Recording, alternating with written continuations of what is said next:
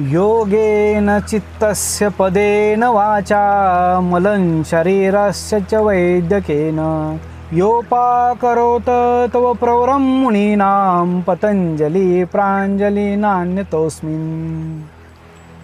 नमस्कार मंडळी, मी प्रकाश मासाळ, मन आरोग्यम धनसंपदा आपल्या या विचार मालिकेमध्ये परत एकदा आपलं सहर्ष स्वागत करत आहे। मंडळी, आजचा विषय आपण अष्टांग योग या संदर्भात थोडासा विचार करणार आहोत। आता यामध्ये यम, नियम, आसन, प्राणायाम, प्रत्याहार, धारणा, ध्यान, समाधी हे पतंजली ऋषींनी जे आपल्याला योगसूत्र सांगितलं या संदर्भात थोडंसं आपण विचार करतोय, ज्याचं बादरायण ऋषींनी परत भाष्य पण केलेलं आहे। तर या संदर्भात थोडासा आपण विचार करतोय। आज संपूर्ण जगामध्ये आपल्या आरोग्याविषयी एक अवेअरनेस, एक जागरूकता निर्माण झालेली आहे आणि या दृष्टिकोनातून रामदेव बाबा असतील, अनेक वेगवेगळे योग ऋषी आहेत, यांनी या पद्धतीनं आपल्या भारतामध्येच नव्हे तर संपूर्ण जग आज योगाच्या पाठीमागे लागलेलं आहे। तर हे योग म्हणजे नेमकं काय आहे या संदर्भात थोडासा आपण विचार करतोय। योग म्हणजे यूज टू जॉईन, जोडलं जाणं। पण आज आपल्याला फक्त योग म्हणजे प्राणायाम, अनुलोम विलोम, कपालभाती, भस्त्रिका, भ्रामरी, उद्गीत झालं एवढ्यातच आपण आज मर्यादित राहिलेलो आहे। आज बऱ्याच जणांचा हा अनुभव आहे की मी प्राणायाम करतोय पण मला रिझल्ट मिळत नाही, मला परिणाम मिळत नाही, म्हणजे हे काय रिझल्ट येण्यासारखं नाही, ह्यात काय मजा नाही, असं काही आपण आपलं मत तयार करत असतो। तर या दृष्टिकोनातून थोडासा आपण विचार करतोय की नेमकं पतंजली ऋषींनी योगेन चित्तस्य पदेन वाचा या अनुषंगाने त्यांनी जो काही क्रम सांगितला, योगायोगाने मी जो विषय निवडला तो इतका सुंदर आहे। आपल्या या विचार मालिकेचं नाव घेताना सुद्धा मन आरोग्यम धनसंपदा असं घेतलं, हे पण मला खूप सार्थक आहे असं वाटतं। कारण का मानवी जीवनामध्ये ह्या सर्व विचारांचा अत्यंत मोठा प्रभाव दिसून येतो। या दृष्टिकोनातून योग म्हणजे नेमकं काय या संदर्भात आपण विचार करतोय। तर योग म्हणजे सहज योग, संयोग, उद्योग, क्रियायोग हे सगळं योगसूत्रामध्ये छान पद्धतीने मांडायचा त्यांनी विषय दिलेला आहे आपल्याला। तर या दृष्टिकोनातून थोडासा आपण विचार करतोय। आता हे जे काही आपलं दुःख आहे आपल्या, कारण का गेल्या वेळेला पण आपण बऱ्याच वेळेला ह्या विषयावर बोललो होतो, दुःख त्रयाभिघाता जिज्ञासा तदप घातके हेतू, म्हणजे 3 प्रकारचं दुःख मानवी जीवनामध्ये आहे, अधिभौतिक, अधिदैविक आणि आध्यात्मिक। या स्तरावर थोडंसं आपण गेल्या वेळेला पण अगदी इंट्रोडक्शन टाईप थोडंसं बोललो होतो, विचार केला होता। तर आता इथं पतंजली ऋषी आपल्याला सांगतायत की यम, नियम, आसन, प्राणायाम, प्रत्याहार, धारणा, ध्यान, समाधी। तर या अनुषंगाने नेमके हे जे 8 अंग आहेत, मला नुसतं प्राणायाम म्हणजे योग नाही हे माझ्या लक्षात यायला हवं। आपल्याला योग जगायचा आहे म्हणजे नेमकं काय करायचं आहे या संदर्भात थोडंसं आज जर आपण विचार केला तर थोडंसं आपण ह्या प्रत्येक गोष्टींचं फोड करून बघूया। थोडक्यामध्ये यम, नियम, आसन, प्राणायाम, प्रत्याहार, धारणा, ध्यान, समाधी। आता यामध्ये प्रथमतः आपण यम या विषयावर जर बोलायचं म्हटलं तर यम या विषयामध्ये परत 5 गोष्टी येतात। पहिली गोष्ट येते सत्य, दुसरं येतं अहिंसा, अस्तेय, अपरिग्रह आणि ब्रह्मचर्य। अशा 5 गोष्टीमध्ये समजावून सांगितलेला यम। आता यामध्ये नेमकं काय आहे, सत्य म्हणजे काय, ट्रुथ म्हणजे नेमकं काय, आता त्या विषयावर परत आपण निवांत सविस्तर बोलू। पण प्रथम इथं काय दिसतं, सत्य म्हणजे नेहमी खरे बोला, इतकं तरी आपल्या लक्षात येतं याच्यामध्ये। आता यामध्ये सत्य बोला म्हणजे, खरं बोला म्हणजे नेमकं काय बोला। आता महाभारतामध्ये गेल्यावर मी एक विषय सांगितला होता, नरो वा कुंजरो असा विषय युधिष्ठिर बोलले। आता हे खरं का खोटं, हे सत्य का असत्य?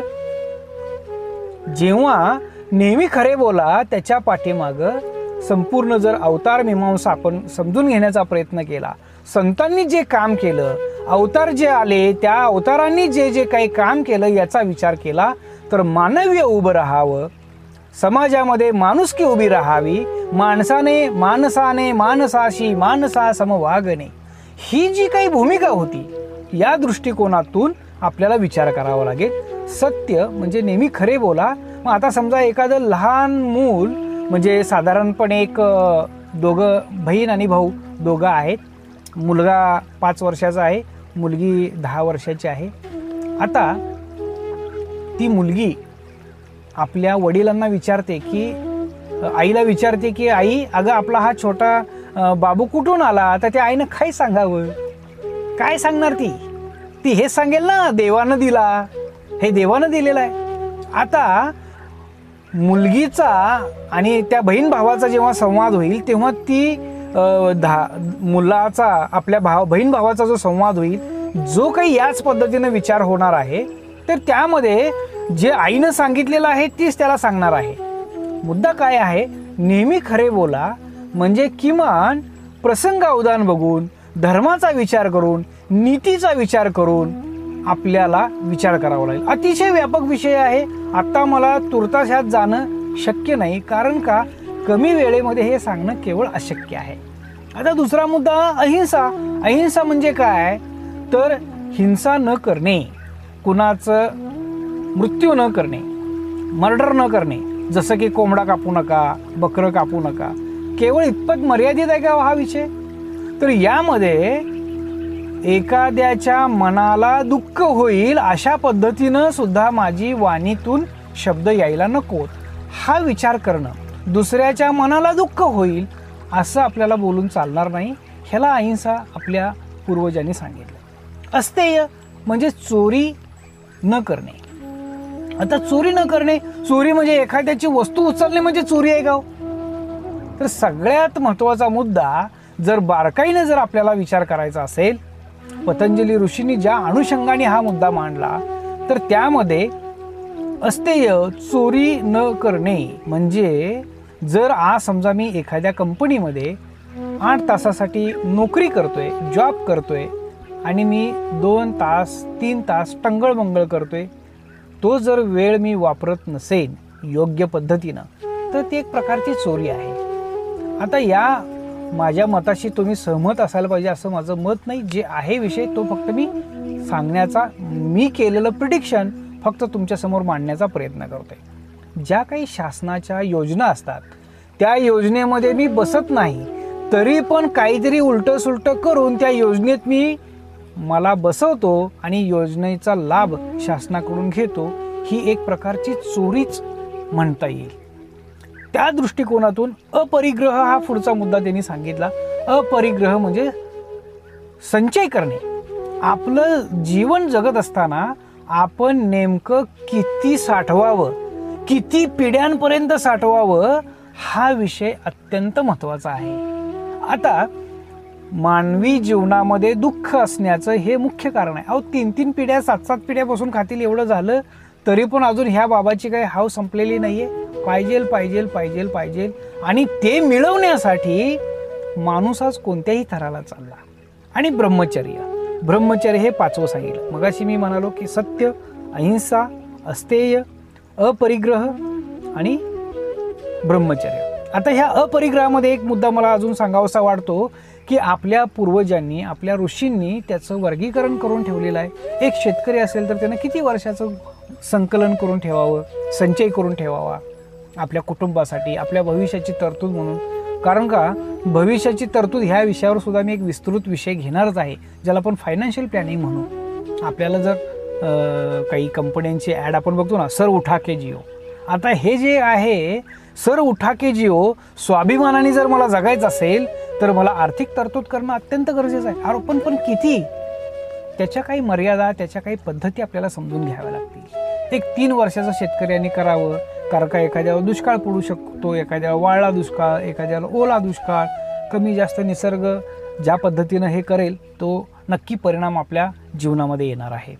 आता ब्रह्मचर्याचं पालन म्हणजे केवळ त्या ब्रह्माच्या स्थितीमध्ये राहण्याचा प्रयत्न करणं.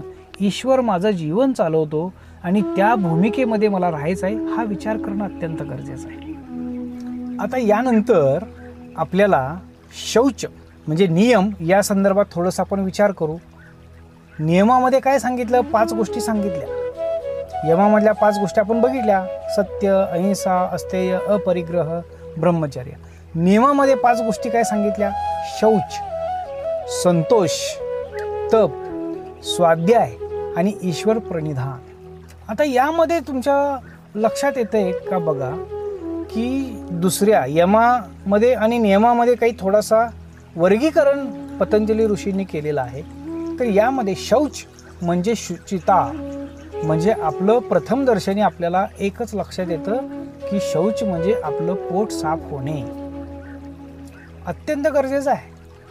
अहो, मूळ विकारांचं माहेरघरच मुळात तिथं विषय होतो की जर माझं पोट साफ नसेल तर तिथून विकाराला सुरुवात होणार आहे.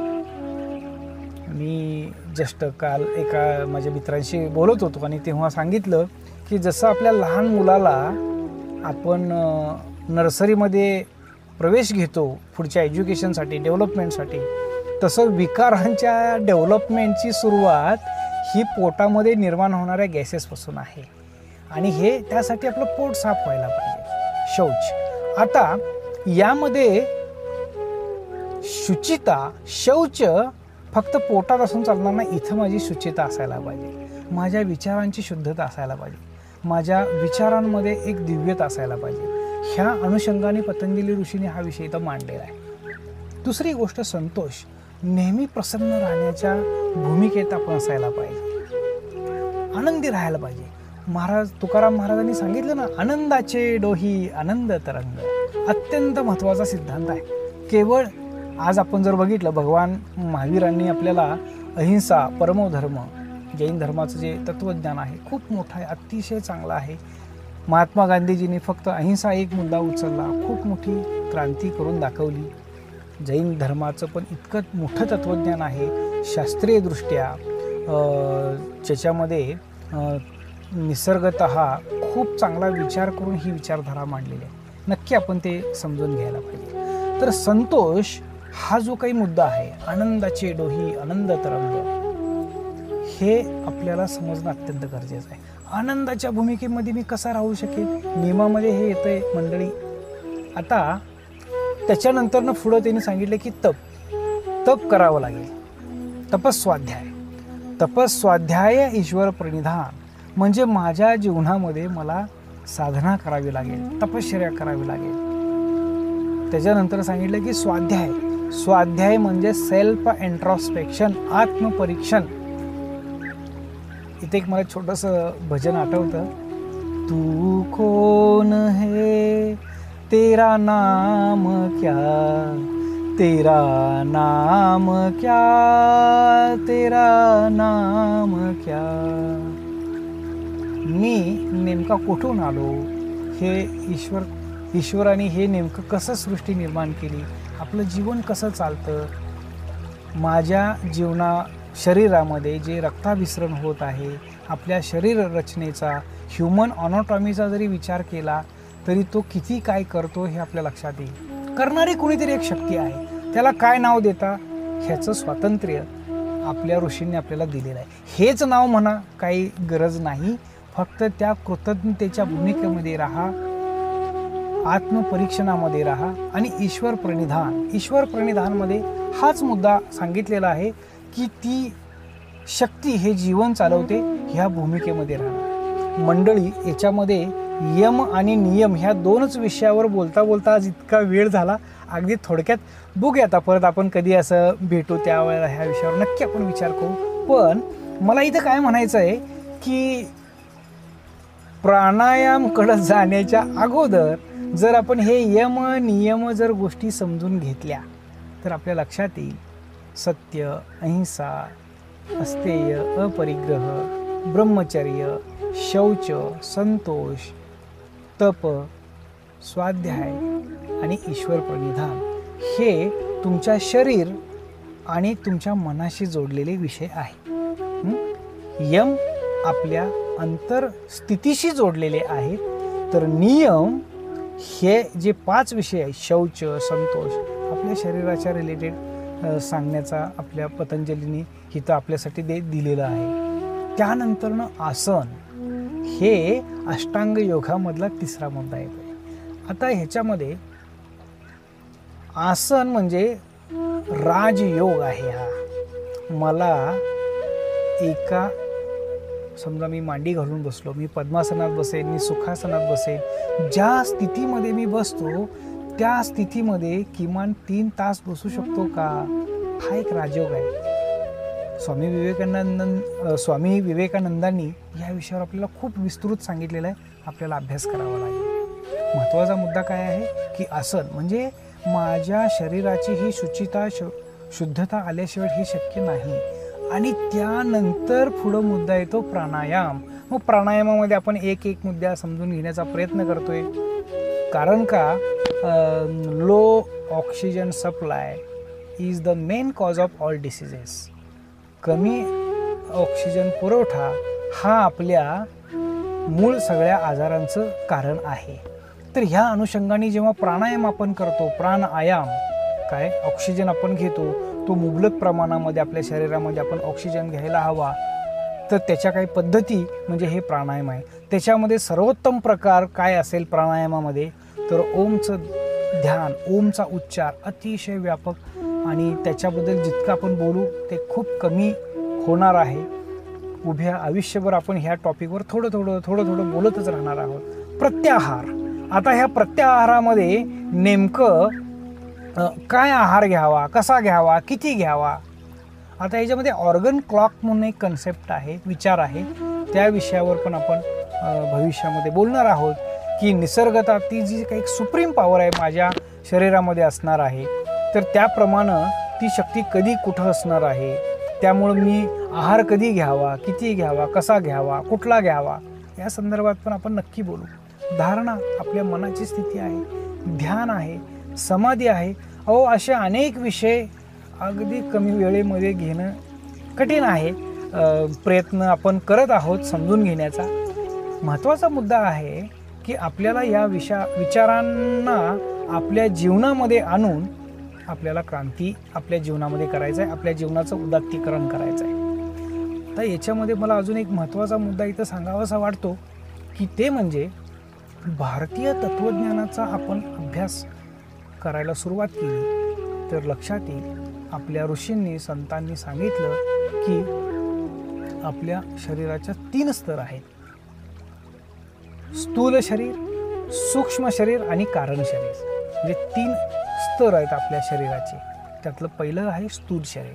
आता ह्या स्थूल शरीराला संतुलित करण्यासाठी आसनं आहेत. मग भुजंगासन असेल, मकरासन असेल, मर्कटासन असेल, पवनमुक्तासन असेल. ह्या सगळ्या आसनांच्या माध्यमातून आपल्या स्थूल शरीराला आपण एक असा चांगला आकार देण्याचा प्रयत्न करत असतो.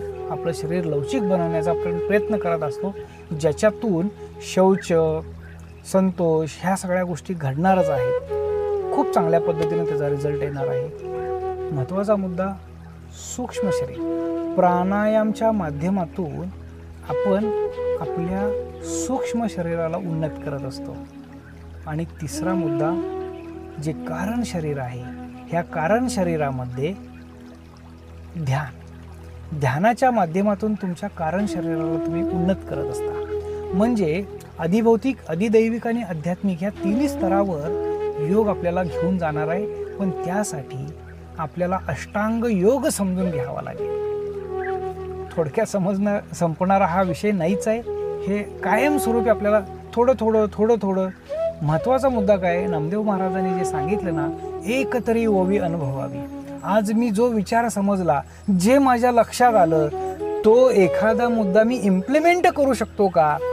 नेमकं मला वाटतं मी मागं पण तुम्हाला सांगितलं होतं की आज मी हे जे अगदी कमी वेळेमध्ये विषय तुमच्यासमोर मांडतोय, हे केवळ इंट्रोडक्शन आहे. याची विस्तृत माहितीचा आपण सर्वांनी मिळून अभ्यास करणं गरजेचं आहे. जितकं अभ्यास करू ते खोल आणि फक्त खोल आहे.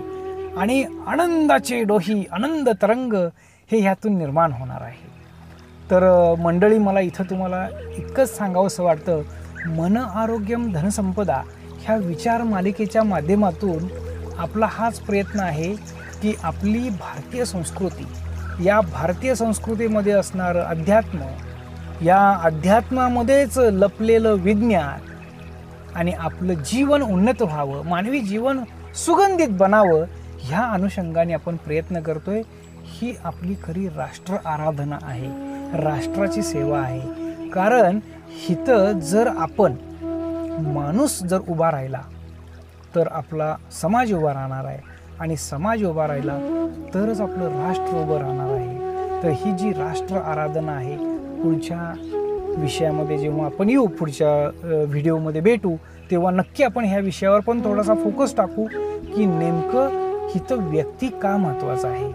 व्यक्तीतूनच कुटुंब आणि कुटुंबातूनच समाज आणि राष्ट्र निर्माण होत असतं. अनेक महापुरुषांनी या मातीसाठी आपलं आयुष्य वेचलेलं आहे. आपण त्या चरित्रांना समजून घेण्याचा प्रयत्न करूया. पतंजली ऋषींनी जो आपल्याला सिद्धांत सांगितला तो सिद्धांत आपण समजून घेऊया. योगेन चित्तस्य पदेन वाचा, हे कशा पद्धतीनं आहे. आपली वाणीची शुचिता आहे, आपल्या मनाची शुचिता आहे, आपल्या शरीराची शुचिता आहे.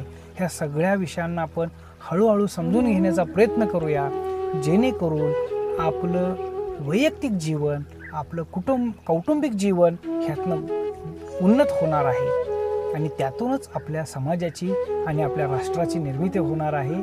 हाच आपल्या राष्ट्राला खऱ्या अर्थानं आराधना होऊ शकते. हम करे राष्ट्र आराधन, हम करे राष्ट्र आराधन. आपलं सगळं सांभाळून आपण हे करूया, उन्नत बनूया, सक्षम बनूया. एवढी शक्ती त्या निसर्गाकडं मागू, ईश्वराकडं मागूया, आणि पुढच्या वेळेवर आपण नक्की भेटू. धन्यवाद. हम करे राष्ट्र आराधन, हम करे राष्ट्र आराधन, हम करे राष्ट्र आराधन. तन से मन से धन से, तन मन धन जीवन से, हम करे राष्ट्र आराधन.